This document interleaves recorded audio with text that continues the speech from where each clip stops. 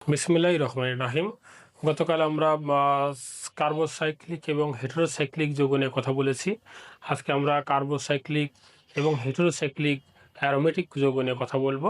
তো তার আগে আমাদের দেখতে হবে অ্যারোমেটিক কম্পাউন্ড বা অ্যারোমেটিক যৌগ হওয়ার শর্ত কী, কোন কোন কন্ডিশন ফুলফিল করলে একটি কম্পাউন্ড বা একটি যৌগ অ্যারোমেটিক যৌগ হিসেবে কাজ করতে পারে। তো প্রথমেই দেখা যাক, কোনো কম্পাউন্ড অ্যারোমেটিক হতে গেলে সেখানে কম্পাউন্ডটা আসলে সাইক্লিক কম্পাউন্ড হতে হবে। কম্পাউন্ডটা সাইক্লিক কম্পাউন্ড হতে হবে। যেমন আমি এখানে একটা কম্পাউন্ড লিখলাম, এটা কম্পাউন্ডটা সাইক্লিক কম্পাউন্ড। তাহলে প্রথম condition, to be aromatic compound must be cyclic, first condition. তো এরপরে কন্ডিশন হচ্ছে পাই বন্ড থাকতে হবে, পাই বন্ড থাকতে হবে, পাই বন্ধন থাকতে হবে। তো আমি এখানে যে পাই বন্ধন দিয়ে দিলাম, এখানে একটা পাই বন্ধন দিলাম। তাহলে প্রথম দুটা কন্ডিশন সাইক্লিক কম্পাউন্ড হতে হবে, আমি সাইক্লিক কম্পাউন্ড এটাকে পেয়েছি।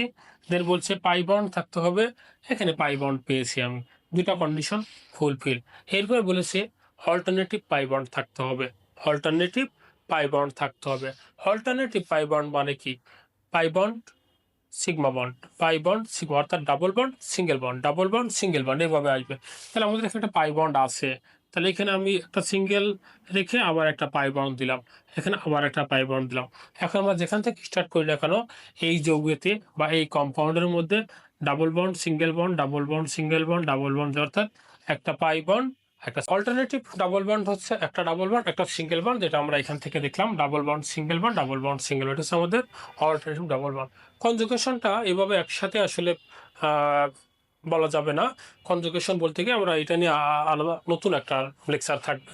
তো আমাদের যদি 1 2 3, এরপর আমরা 5 নম্বর পয়েন্টে চলে আসবো।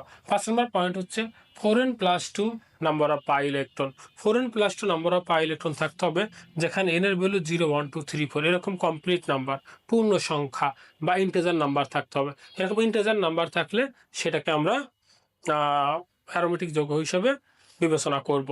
এখন আমরা এই যে অ্যারোমেটিক যৌগ আমরা এখানে দেখলাম, এখানে আমরা যদি বলি 1 নম্বর লটা এখানে অ্যাপ্লিকেবল, পাই বন্ধন আছে এটাও অ্যাপ্লিকেবল, অল্টারনেটিভ এটাও applicable. 4n+2 number of pi electron আছে কিনা সেটা আমরা দেখব, এবং আমরা আরও কিছু এক্সাম্পল দেখা যাক এখান থেকে।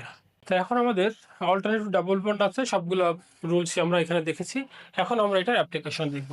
আমরা এখানে আসছি, এখানে এই যে একটা যৌগ, এটা আসলে একটা বেনজিন, এটা হচ্ছে বেনজিন। এই বেনজিন আমরা দেখতে পাচ্ছি যে এটা একটা সাইক্লিক কম্পাউন্ড, এবং এখানে পাই বন্ধন আছে, এবং পাই বন্ধনগুলো আমরা দেখতে পাচ্ছি, পাই বন্ধনগুলো অল্টারনেটিভ পাই বন্ধন। এবং আমরা যদি 4n+2 নাম্বার অফ পাই ইলেকট্রনটা এখান থেকে ভেরিফাই করি, 4n+2 = 3 × 2 লিখেছি। এখানে পাই বন্ধন কয়টা আছে, পাই বন্ড কয়টা আছে সেটা দেখব। পাই বন্ড আছে 1 2 3, 3 লিখেছি। Each bond contains 2 electron. এই কনসেপ্ট থেকে প্রত্যেকটা বন্ড যেহেতু 2টা করে ইলেকট্রন থাকে, তাহলে আমাদের 3টা পাই বন্ড 3 লিখেছি, প্রত্যেকটা বন্ডে 2টা করে ইলেকট্রন 2 লিখেছি, তাহলে মাল্টিপ্লাই করে আমাদের 6 আসবে। এবং ক্যালকুলেশন করলে আমরা এখানে n এর ভ্যালু পাবো হচ্ছে 1। তার মানে কি, এই যৌগটা একটা সাইক্লিক যৌগ, এই যৌগে পাই বন্ধন আছে, পাই বন্ধনগুলো অল্টারনেটিভ ছিল, এবং 4n+2 number of pi electron এখানে আছে, যেখানে n = 1 পেয়েছি, একটা পূর্ণ সংখ্যা পেয়েছি।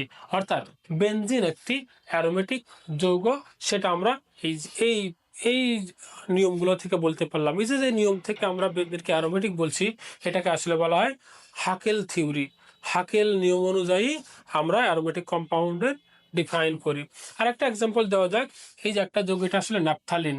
এই যে ন্যাপথালিন, এটা অ্যারোমেটিক যৌগ, এটা একটা cyclic compound, no doubt cyclic compound. এখানে পাই বন্ধন আছে, আমরা দেখতে পাচ্ছি পাই বন্ধন আছে, পাই বন্ধনগুলো অল্টারনেটিভ, সেটাও অল্টারনেটিভ এখানে আছে।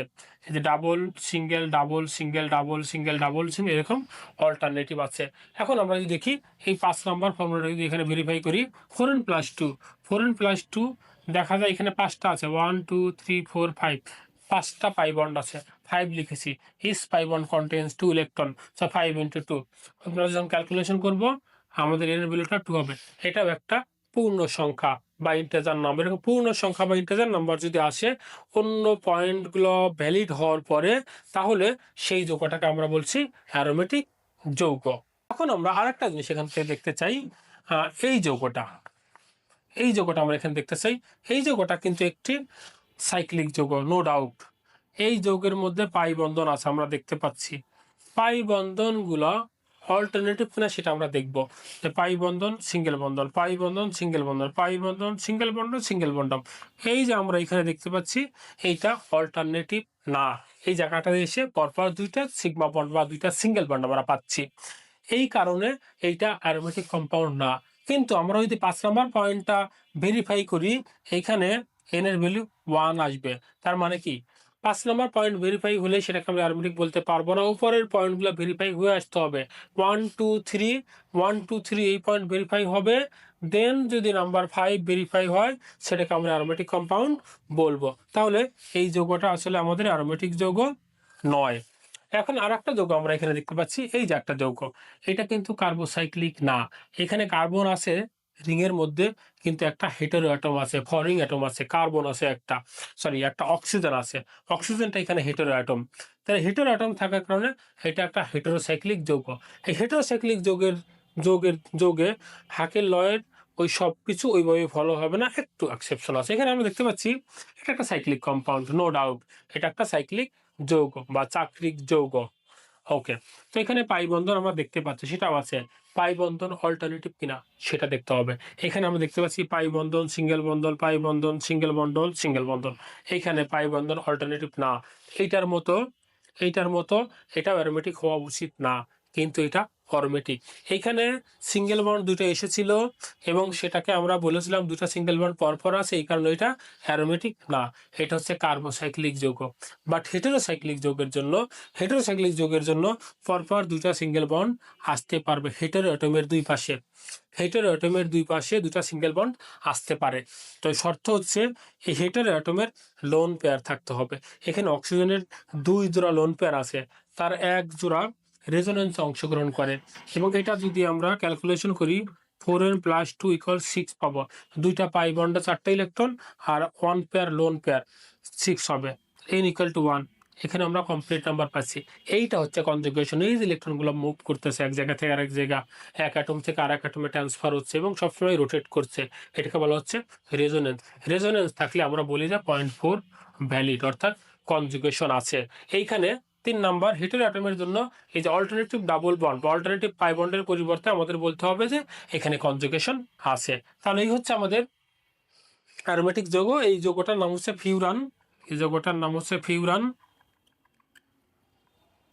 ফিউরান। তো আরো অনেক অ্যারোমেটিক যৌগ আছে। আমরা অ্যারোমেটিক যৌগ কেন, এটা কেন অ্যারোমেটিক যৌগ, একটা কম্পাউন্ড দিয়ে বলবো এই যৌগটা কি অ্যারোমেটিক কেন। তো অ্যারোমেটিক কি না তার জন্য আমাদের হাকের লয়ের এই 5টা পয়েন্ট থেকে আনসার করতে ইষ্ট পাইছে। প্রথমত হচ্ছে সাইক্লিক যৌগ হইতে হবে, চাক্রিক যৌগ। 2 নম্বর হচ্ছে পাইবন্ধন থাকবে। 3 নম্বর হচ্ছে পাইবন্ধন অল্টারনেটিভ হতে পারে, অথবা যদি হেটেরোসাইক্লিক হয় অল্টারনেটিভ নাও হতে পারে, হেটেরো অ্যাটমের 2 পাশে সিঙ্গেল বন্ড থাকতে পারে। এবং সর্বশেষ যেটা আমাদের আগেরগুলো ভ্যালিড হলে 3 অথবা 4-এর যে কোনো একটা ভ্যালিড হওয়ার পরে আমরা 5 নাম্বার দেখব যে 4n + 2 number of pi electron আছে কিনা, যেখানে n ভ্যালু ইন্টিজার নাম্বার হবে। এখানে একটা এক্সাম্পল দিচ্ছি, যেটা আসলে n এর ভ্যালু হবে হচ্ছে আমাদের 0 হবে। সেটা হচ্ছে সাইক্লোপ্রোপিন ক্যাটায়ন। এই যৌগটা আমরা দেখি 4n + 2 = এটা আসলে 2, একটা পাই বন্ড আছে, n = আমরা এখানে 0 পাবো। এইটা আমার জানা মতে এই একটা যৌগ সাইক্লোপ্রোপিন ক্যাটায়ন, আমি একটাই জানি আসলে সাইক্লোপ্রোপিন ক্যাটায়ন। এই যৌগটা আসলে একটি অ্যারোমেটিক যৌগ, যেখানে n এর ভ্যালু 0 হচ্ছে। তাহলে এই হচ্ছে আমাদের অ্যারোমেটিক যৌগ। তো অ্যারোমেটিক যৌগ সম্পর্কিত প্রশ্নগুলো খুব সহজে আমরা আনসার করব, যে অর্থাৎ এই পয়েন্টগুলো বলে আমরা সেটাকে সর্বশেষ 5 নম্বর পয়েন্টটা ভেরিফাই করে দিব যে উপরের 4টা যেতে ভ্যালিড হয়েছে। 5 নম্বর পয়েন্টে এন এর ভ্যালু যদি আমরা ইন্টিজার নাম্বার পাই, ফুল কমপ্লিট নাম্বার পাই, পূর্ণ সংখ্যা পাই, তাহলে সেটাকে আমরা বলবো অ্যারোমেটিক কম্পাউন্ড। আজকে এই পর্যন্তই থাকবে অ্যারোমেটিক কম্পাউন্ডের। নেক্সট ক্লাসে নতুন কোনো টপিক নিয়ে আলোচনা হবে। সবাই ভালো থাকবেন। আল্লাহ হাফেজ।